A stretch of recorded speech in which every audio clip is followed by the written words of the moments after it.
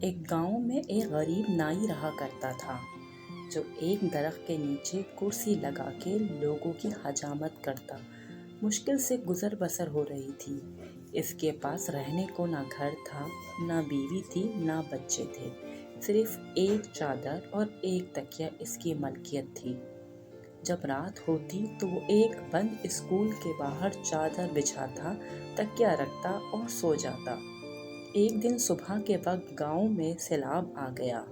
اس کی آنکھ کھلی تو ہر طرف شور و غل تھا۔ وہ اٹھا اور اسکول کے ساتھ بنی ٹینکی کی چھت پر چڑھ گیا۔ چادر بچھائی، دیوار کے ساتھ تکیہ لگایا اور لیٹ کے لوگوں کو دیکھنے لگا۔ لوگ اپنا سامان، گھر کی قیمتی اشیاء لے کر بھاگ رہے تھے۔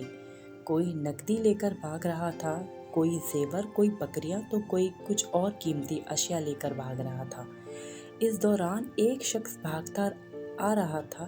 اس نے سونے کے زیور اور کپڑے اٹھا رکھے تھے۔ جب وہ شخص اس نائی کے پاس سے گزرا اور اسے سکون سے لیٹے ہوئے دیکھا تو غصے سے بولا، او بھائی، ہماری ہر چیز اجڑ گئی ہے، تم یہاں سکون سے سو رہے ہو؟ تو یہ سن کر نائی بولا، آج تو غربت کا اصل مزہ آیا ہے۔ جب میں نے یہ کہانی سنی تو بہت ہنس پڑا، مگر ایک خیال آیا کہ شاید روز محشر کا منظر بھی کچھ ایسا ہی ہوگا، جب تمام انسانوں سے حساب لیا جائے گا۔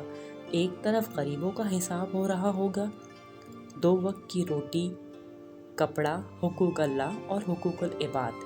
ایک طرف امیروں کا حساب ہو رہا ہوگا، پلازے، دکانیں، فیکٹریاں، گاڑیاں، بنگلے، سونا اور زیور، ملازم، پیسہ، حلال و حرام، عیش و آرام، زکوٰۃ، حقوق اللہ، حقوق العباد اور بہت کچھ چیزوں کا حساب کتاب دیتے ہوئے پسینوں سے شرابور اور خوف سے تھر تھر کانپ رہے ہوں گے۔ تب شاید اس نائی کی طرح غریب ان امیروں کو دیکھ رہے ہوں گے، چہرے پر عجیب سا سکون، اور شاید دل میں یہی کہہ رہے ہوں گے کہ آج تو غربت کا اصل مزہ آیا۔ اللہ تعالیٰ سے دعا ہے کہ ہمیں ہر وقت ہر نعمت کا شکر ادا کرنے اور اللہ کی رضا کے مطابق استعمال اور تقسیم کرنے کی توفیق عطا فرمائے۔ میری چھوٹی سی اسٹوری پسند آئی ہو تو میرے چینل کو سبسکرائب اور لائک ضرور کریے گا۔ شکریہ۔ السلام علیکم۔